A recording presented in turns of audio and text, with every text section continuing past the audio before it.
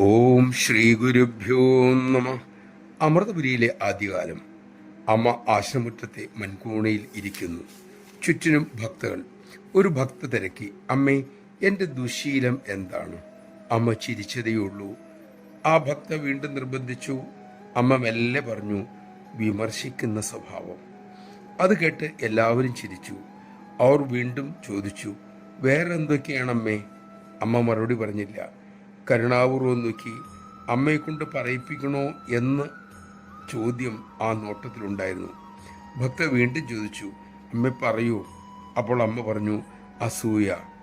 അത് കേട്ട് അവരുടെ ഉള്ളം നടുങ്ങിപ്പോയി. ചിരിക്കാൻ ശ്രമിച്ചെങ്കിലും പരാജയപ്പെട്ടു.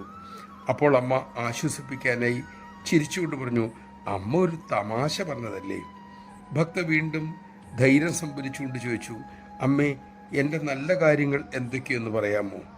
അമ്മ മെല്ലെ പറഞ്ഞു, പ്രശംസ നല്ലതല്ല മോളെ, അത് നിന്റെ അഹന്തയെ ഇനിയും ഊതി വീർപ്പിക്കും. അമ്മ തുടർന്നു, ഇല തിന്നു തീർക്കുന്ന പുഴുവിനെ പോലെ ആകരുത് നമ്മൾ, പൂമ്പാറ്റയെ പോലെയാകൂ. നോക്കൂ, അത് അല്പായുസാണ്. എന്നാലും പൂമ്പാറ്റ തൻ്റെ സാന്നിധ്യം കൊണ്ട് കാണുന്നവർക്കെല്ലാം സന്തോഷം പകരുന്നു. നമഃശിവായ.